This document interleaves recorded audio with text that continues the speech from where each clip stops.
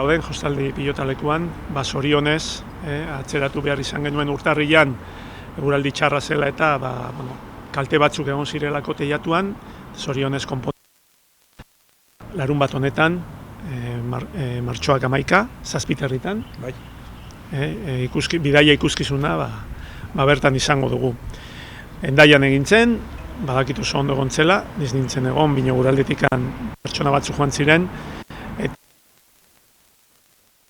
ere bai, gogoa handiakin daude, gonbidapenak noiz eskuratuko diren, noiz aterako ditugun gehiago, bihar asteazkena osteguna Arma plazan, goizeko 10:00-tatik, falta diren gonbidapenak, 800 arte, eskuragarri jarriko dire. Ez dire gonbidapenak, bino beharrezkoa dire hemen sartzeko. 800 pertsona hemen frontoian, 200 musikari parte hartuko dute, artista musikari parte hartuko dute. Eskerrak eman nahi dizkiot Eskifaiako kidei eta Hondarribiko musika eta dantza eskolako kidei, irakaslei eta aurrei, beraiek parte hartuko dutelako, eta badakit ere bai gurasoek asko gozatuko dutela bere aurrak hor abesten egongo direlako. Nola ez, Reneri, eskerrak eman, honekin hasi ginen, oain dela... Nik ilan eukanta dena, oain dela 2 urte. Ezain beste, minio... Gero pandemia, eta hor ginen, eta proposamen batekin etorri zen Rene, bestetan kolaboratu izan dugu berekin, badakigu nolako pertsona den, nolako artista den, eta proposamen hura aztertu zuen, ekarri zigun, aztertu genuen, eta zorionez, hemen egongo da Hondarribian. Esan dudan bezala, 200 musikari, artista, azken finean hori dena, engranaje hori guztia ondo jartzeko, ordu asko sartu dituzu Rene, eta eskerrik asko. Eta berriz, Eskifaia eta musika eskolari parte hartzeagatik eta hemen egoteagatik gurekin. Esandakoa, gonbidapenak bihartik, asteazkena eta ostegun Arma plazan, agortu arte, eta bestela, ostiralian Kutxabanken bitartez ere aukera egongo da hartzeko. Hemen ez dire egongo, denak agortuko dire, pentsatzen dugu, eta Arma plazan edo Kutxabanken bidez. Urtarrilarako gonbidapena zituztenak balio dute? Hori balio dute, badute, gainera oso ondo gordeta, porque 20 berriro galdetu digute, bino balio dute, jarriko ditugu 800 arte, hori 200 eta piko, jarriko ditugu eskuragarri, bihartik, goizeko 10:00-tatik. Ni oso pozik, esan du ezela Karixak, arrunkonte naiz, oin dela hasi ginen, oin dela izango nuke haintxo 3 urte hemen eskerraskuin gauzak montatzen, eta pandemiagatik ezin genuen egun. Eta aurten ere hasi ginen arazo txiki batekin, montatu dugu, hortik gaine pasatu dugu, eta baina izan. Gauza bat ezateko, jendia ez da harriturik izango da nik uste, guk hasi ginen daian, harritzeko ikuskizun harritzekoa da. Eta 200 personak hortaloa den, hasieran, gero baduzute hor gainean soinu, arrontongi egina, gero argiak, baita talaudaren gainean baduzute hor oialondi da, eta hor badira argazkiek eta irudi batzuk, pixkat jendia gidatzeko, nola ibiltzen diren historian, gure historian, Eskualerriko historian.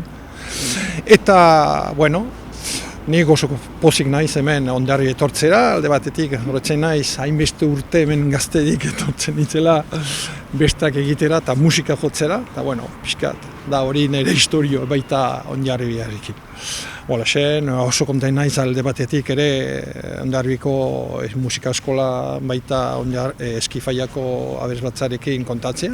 Hori zen eretzat, nola esango nuke, puntu interesgarria baita minua berezia. Nahi nuen hemen kokatua nire proiektu hori, bidaia hori. Badakizute gutxi gora bera da hori Eskualerriko historioa musikaz egina, baita kantuarekin.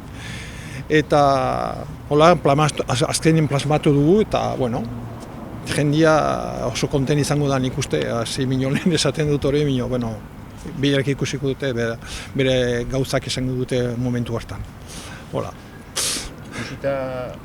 Aurrekusi zenuten 3 emanaldi, eta ja egin dituzute 2. Ikusta ondo joan dela, pentsatu zute agian besteren bat egitea? Bai, nik uste, bai, egin dugu bain dela urtariran hasi ginen Hendaiakin, gero otsailan bazen Baianokoa, denak leporaino betia jendiarekin, eta oso konten, jendia xutik, badire hemen, nire onduan direnak aldoz direnekin, eta onjareben ondotik, gero horre utziko dugu pasaren demora pixkaz, talde bakotxa badute bere emanaldiak emateko, badakizu badire kontraktuak eta loko gozak, gerto udatik aurrera hasiko gira, bai baditu pista batzuk, olako bide batzuk beste kontzeptuak emateko, bai. Hemen, baita iparraldean. Formato berdinakin, kontzertu berdina. Kontzertu berdina, bai, jendia ikusi du eta entzun ditu eta batzutan baita ere horko edabidetan ikusi dute nola ateratzen den eta oso kondien dira eta arraun interesgarria hori ematea bai. A ber, gu ere oso pozik gaude, Renek duela urte ja pila, ez dakit zenbat, 2015, hasi ginela horrela pixka bat partitura eta gauza ikusten, eta esaten genuen interesgarria da, zeren, tipo bat oso interesgarria, bere musika eta guztia. Eta, iritsi da, hasi genuen Hendaiakoarekin, aurretikan egin ditugu nahiko ensaio. Gure aldetikan koro bakoitzak egin du bere lana, eta gero askotan elkartu geha Hendaian, musika bandan tokian, eta iritsi zen Hendaiakoa, eta oso gustora egon ginen. Polita da, benetan, eta gero Baionakoa politagoa oraindik, eta espero dugu Hondarribikoa politena izatea, zeren gogoa dugu hemen egitea, gure umeak ikustea ere, gure etxekoak entzuten, eta horretan gaude. Eta animatzen zaituztegu denei etortzea ikustea, zeren polita da benetan, bai. Guk ere eskertu nahi dizuegu, aukera hau emateagatik. Nik uste dut gure eskolako aurrentzat oso aukera polita izango dela. Batez ere pentsatuz eskolatik ateatzen direla eta formatua dela, formatu handi bat, XL bat, beraiek ez daude ohituak horretarako. Baina, mimo eta ardura handiz prestatu dute, beraien irakaslea ere maite oka horretan aritu dela. Eta pentsatzen dut behin parte hartuta gero kontuatuko direla ze berezia izan den, eta hori jende asko egongo da taula gainean, zuzendari bat izango dute zuzenean, etxeko jendea eta ikusten, beraz, eskerrik asko.